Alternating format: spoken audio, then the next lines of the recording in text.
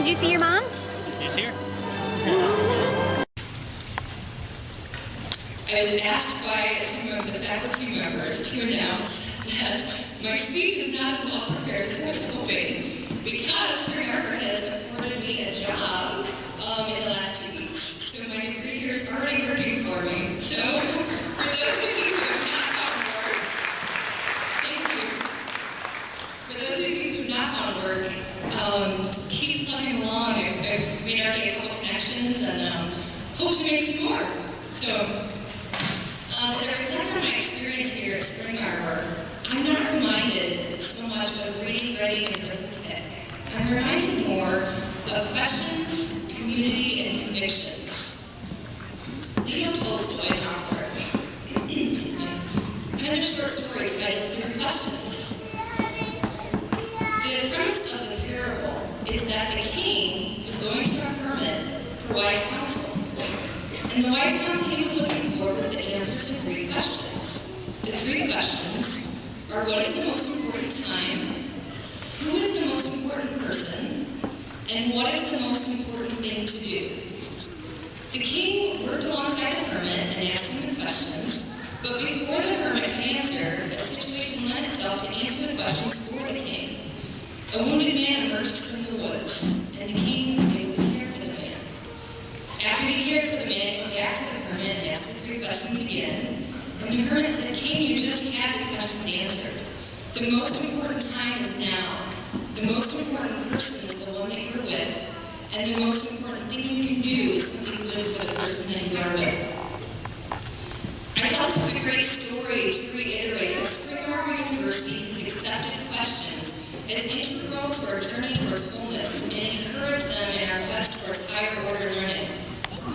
Questions signify the end of our ability to understand and the beginning of our rawest admission that we simply do not know. Questions convey our deepest longing for depth and breadth of understanding and are necessary for the evolution of higher consciousness. The principle is simple: if we do not ask, we will not know. And who do we ask? We ask those with whom we're in community with. In this age of information, we've been overwhelmed with possibilities for community. And I believe that Spring Arbor University has creatively and effectively made progress towards establishing a wide variety of opportunities for education. This progress is imminent to our ability to relate and compete globally, as well as our ability to individualize rather than streamline the educational process. C.S. Lewis, another author, wrote, "Friendship, or community, is born at that moment when one person says to another, 'What? You too? I thought I was the only one.'" This quote is the cornerstone of my project thesis. Impulse, an organization in our community here in Jackson, was founded when organization upon organization failed to allow spiritual seekers to ask questions, or better yet, to disagree with their already established convictions. I was overjoyed to find not 1, not 2, not even 3, but almost a dozen people with whom I could say, "What? You too? I thought I was the only one." For this group of people, like myself, spirituality is about more than a Sunday or a Wednesday service.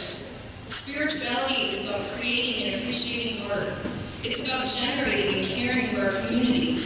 It's about advocating sustainable ecological efforts. It's about establishing excellence within education. And it's about practicing a more holistic approach to health and wellness. Everything is spiritual. Community born through questions brings about convictions. Impulse is only one example of many of these organic communities that is forming and exemplifying the deepest desire of individuals to come to know together. Personally, my convictions are constantly evolving because I've come to the raw submission that even with this tassel, I still don't know. Daniel Gerson said, "The greatest obstacle to discovery is not ignorance, it's the illusion of knowing." It wasn't long ago that I was convinced that God really was a male figure. He probably wore a white robe, he probably had a long gray beard. I'm assuming he was probably in the sky just beyond the clouds.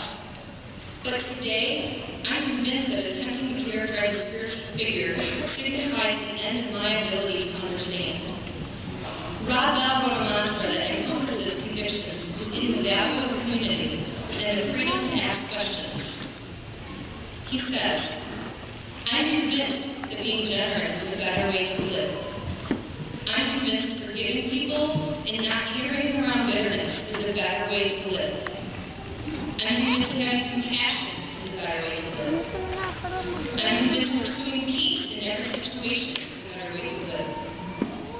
I'm convinced listening to the wisdom of others is a better way to live. And I'm convinced being honest with people is a better way to live.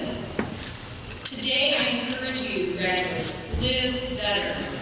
Ask questions, value community, and carefully draft your convictions. The most important time is now. Congratulations and Godspeed on the journey ahead.